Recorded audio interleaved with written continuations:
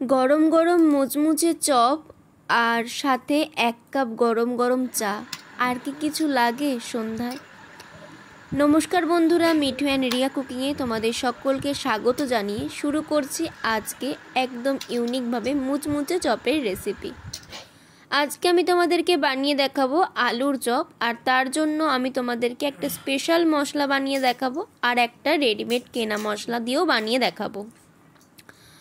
দেখো, সবার প্রথমে একটা ভাজা মশলা তৈরি করে নিচ্ছি। 1 চামচ গোটা জিরে, কয়েকটা শুকনো লঙ্কা, একটা তেজপাতা আর দারচিনি স্টিক আর এলাচটাকে ভালোভাবে মচমচে করে ভেজে নিতে হবে। অবশ্যই লো ফ্লেমে ভাজতে হবে। মচমচে একটা আওয়াজ উঠলে মশলাগুলো থেকে একটা প্লেটের মধ্যে তুলে নেবে, আর ঠান্ডা একদমই করবে না। এই রকম গরম থাকা অবস্থাতেই একটা হামালদিস্তার মধ্যে নিয়ে নিতে পারো, অথবা মিক্সির মধ্যে নিয়েও একটু গুঁড়ো করে নিতে পারো। আর খুব বেশি মিহি করে গুঁড়ো করবে না, একটু দানা দানা রেখে গুঁড়োটা করবে। এবার আদা আর কাঁচা লঙ্কাটাকে একটু পেস্ট বানিয়ে নেব। আমি এখানে ঝালটা সম্পূর্ণ কাঁচা লঙ্কাতেই ব্যবহার করব, তোমরা চাইলে গুঁড়ো লঙ্কাতেও ব্যবহার করতে পারো। এখানে একটা তাওয়া নিয়েছি, নিয়ে তেলটাকে ভালোভাবে গরম করে নিয়েছি। দিয়ে দিচ্ছি এখানে পেঁয়াজ কুচি। মিডিয়াম সাইজের 2টো পেঁয়াজকে কুচি করে নিয়েছি, আর দিয়ে দিলাম কাঁচা লঙ্কা আর আদার পেস্টটা। কাঁচা লঙ্কা আদার পেস্ট আর পেঁয়াজটাকে একটু ভাজতে দিয়ে গাছ থেকে ছুটে 2টো কারি পাতা তুলে নিয়ে এলাম। 2টো কারি পাতা স্টিক থেকে এরমভাবে পাতাগুলোকে আলাদা করে নিয়ে দিয়ে দিলাম এই মশলার মধ্যে। আর দিয়ে দিচ্ছি 1 মুঠো কাঁচা লঙ্কা, একটু মিহি করে কুচিয়ে নিয়েছি। কাঁচা লঙ্কাগুলো খুব বেশি ঝাল নেই, কেউ ভয় পেও না, যেন ভাববে হয়তো অনেকটা বেশি ঝাল হয়ে যাবে, কিন্তু একদমই না, খুব বেশি ঝাল নেই, যার জন্য কাঁচা লঙ্কাটা একটু বেশি ব্যবহার করলাম। আর মশলার মধ্যে দিয়ে দিচ্ছি 1/2 চামচ হলুদ গুঁড়ো, 1/2 চামচ জিরে গুঁড়ো আর 1/2 চামচ দিয়ে দিচ্ছি ধনে গুঁড়ো। সমস্ত মশলাগুলোকে দেওয়ার পরে সুন্দর করে একটু কষিয়ে নিতে হবে।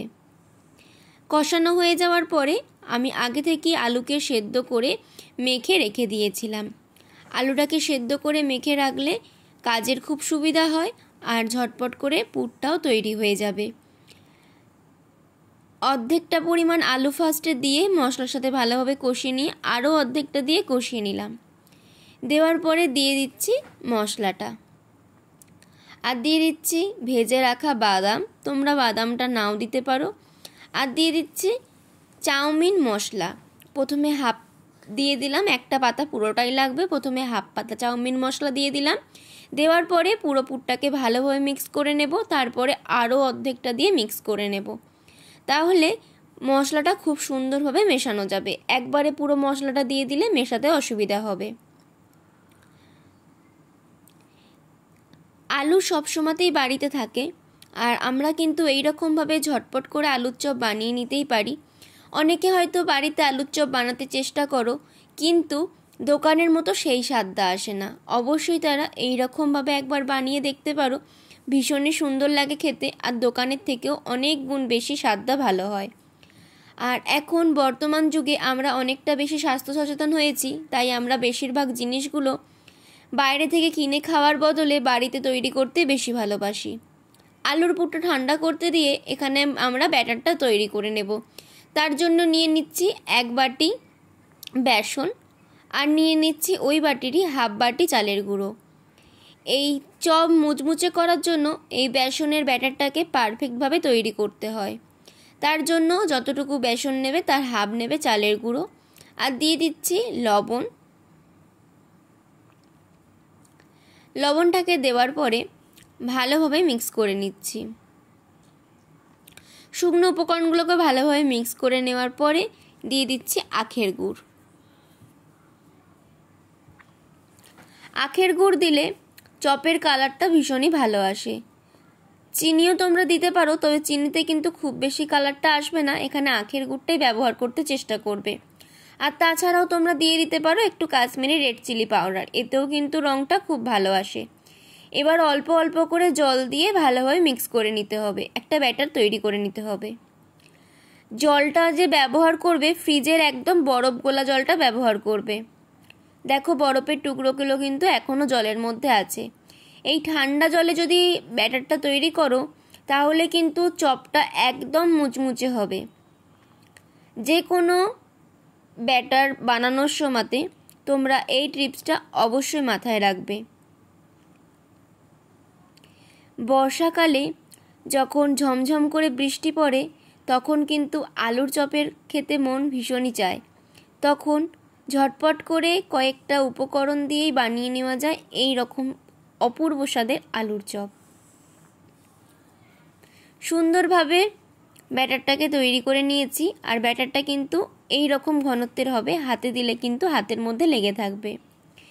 এবার একটা থালার মধ্যে বেশ কিছুটা পরিমাণে চালের গুঁড়ো হোক বা ময়দা হোক বা আটা হোক, যা হোক কিছু ছড়িয়ে নেবে, বা বেসন দিয়ে আলুগুলোকে গোল গোল করে ফার্স্টে লেচি কেটে নিয়ে সেটাকে একটু চ্যাপটা চ্যাপটা মতো করে চপের আকারে গড়ে নিতে হবে। এই প্রসেসগুলো দেখানোর তো কিছুই নেই, তবুও যারা আমার নতুন বন্ধু আছো বা যারা নতুন নতুন রান্না শিখছো তাদের জন্য এগুলো একটু শেয়ার করছি। তোমরা একটু মনোযোগ দিয়ে দেখো, তাহলে কিন্তু বুঝতে পারবে। এক এক করে সমস্ত চপের আকারে পুরগুলোকে তৈরি করে নিচ্ছি। কড়াইয়ের মধ্যে দিয়ে দিচ্ছি বেশ কিছুটা পরিমাণে সর্ষের তেল। সর্ষের তেলে চপ ভাজলে চপের স্বাদ কিন্তু ভালো হয়, তবে তোমরা চাইলে সাদা তেলেও ভাজতে পারো। এবার তেলটা ভালোভাবে গরম হয়ে গেলে একটা একটা করে চপ বেসনের মধ্যে ডুবিয়ে তেলের মধ্যে খুব সাবধানে ছেড়ে দিতে হবে। এই কাজটা কিন্তু খুব সাবধানতার সাথে করবে, তা না হলে কিন্তু তেল ছিটে গায়ে আসার চান্স আছে। একটা সাইড মোটামুটি ভাজা হয়ে যাওয়ার পরে অপর সাইডটা উল্টে দিতে হবে। এক একটা ব্যাচ চপ ভাজতে 2 থেকে 2.5 মিনিট করে সময় লাগবে। আর খুব বেশি হাই ফ্লেমে চপগুলো ভাজবে না, তাহলে চপটার কালারটা বেশি এসে যাবে। এরকম একটু গোল্ডেন কালার এলেই চপগুলোকে তুলে নিতে হবে। আশা করি তোমাদেরকে বোঝাতে পারলাম যে আলুর চপ বানানোটা কতটা সহজ। এবার নিশ্চয়ই তোমরা দোকান থেকে কিনে খাওয়ার বদলে এই রকম বাড়িতে বানিয়েই খাবে। আরও এক ব্যাচ চপ ভেজে নিচ্ছি। এই রেসিপিটা তোমরা ফলো করে অবশ্যই একবার বানিয়ে আমাকে কমেন্ট করে জানাতে ভুলবে না যে তোমাদের বানানো আলুর চপগুলো কেমন হয়েছিল খেতে, আর দোকানের মতো পারফেক্ট স্বাদটা এসছে কিনা। আজকের মতো তাহলে এখানেই ভিডিওটা শেষ করছি। সবাই ভালো থেকো, সুস্থ থেকো, টাটা।